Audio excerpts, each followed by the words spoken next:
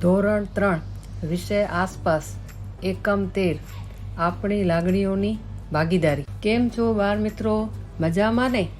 આજે આપણે સીમા નામની એક છોકરીની વાત કરશું જે તમારી જેમ જ ત્રીજા ધોરણમાં ભણે છે। શાળાએથી પાછી આવી તે દાદી અને રવિભાઈ સાથે બધી વાતો કરે છે।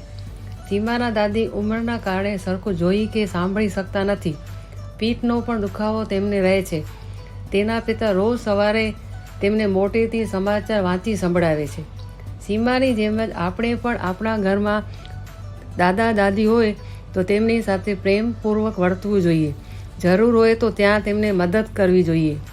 સીમાના ઘરમાં રવિભાઈ પણ રહે છે જે જોઈ શકતા નથી। આ પાઠ આપણને જે જોઈ શકતા નથી તેને કેવી તકલીફો પડે છે તે શીખવા મળે છે।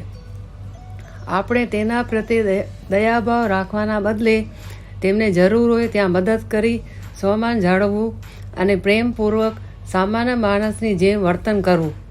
જે લોકો જોઈ શકતા નથી તેમને માટે વાંચવાની ને લખવાની એક વિશેષ રીત છે, તેને બ્રેલ લિપિ કહે છે।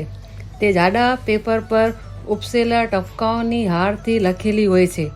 તેના પર આંગળી ફેરવીને તેઓ વાંચી શકે છે। આ પાઠમાં આપણે બ્રેલ લિપિ વિશે પણ શીખવાનું છે। બ્રેલ લિપિની શોધ કરનાર લુઈસ બ્રેઇલ હતા। તેઓ અંધ હતા પણ તેમને ભણવાનો ખૂબ જ શોખ હતો। તેમણે બ્રેલ લિપિની શોધ કરી। આ લિપિ 6 ટપકાઓ પર આધારિત છે। આ પાઠમાં આપણને ઘ, મ, ન, ચ અને વ મૂળાક્ષરો બ્રેલ લિપિમાં કેવી રીતે લખેલ હોય છે તે સમજવા મળે છે। બ્રેલ લિપિમાં હાલના સમયે ઘણા ફેરફારો થયા છે। બ્રેલ લિપિ હવે કમ્પ્યુટરની મદદથી પણ લખી શકાય છે। વિચારોને લખો। પાના નંબર 91। પહેલો પ્રશ્ન છે, સીમાના પિતા દાદી માટે સમાચાર પત્ર મોટેથી વાંચે છે। તમે ઘરડા માણસોની મદદ કેવી રીતે કરો છો? તો આમાં જવાબ આવશે, અહીં લખવામાં આપણે જે મદદ કરતા હોઈએ તે લખવાનું છે। પછી બીજો, ઘરપણમાં લોકોને કેવા પ્રકારની મુશ્કેલીઓ પડે છે? તો જવાબ છે, શરીરમાં દુખાવો રહેવો, જોઈ ન શકવું, સાંભળી ન શકવું અને તેમના ઘૂંટણ સાંધાઓમાં પણ દુખાવો રહેવો છે। પ્રશ્ન 3, રવિભાઈ ઘણી બધી વસ્તુઓ જોયા વગર કેવી રીતે જાણી લેતા હશે? તો રોજબરોજના અનુભવ પરથી। તેની શ્રવણ શક્તિ તીવ્ર છે તેથી।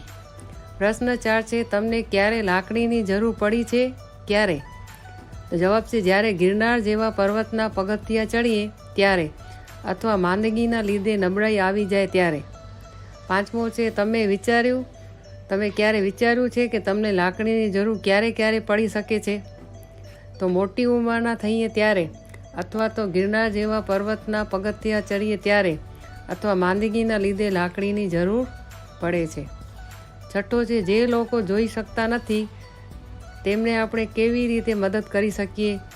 તો જે લોકો જોઈ શકતા નથી તેમને રસ્તો ઓળંગવામાં, સમાચાર પત્ર વાંચી સંભળાવવામાં તેમજ તેમને જરૂર હોય ત્યારે મદદ કરી શકીએ। આ જવાબ તમે તમારી ચોપડીમાં લખી નાખજો।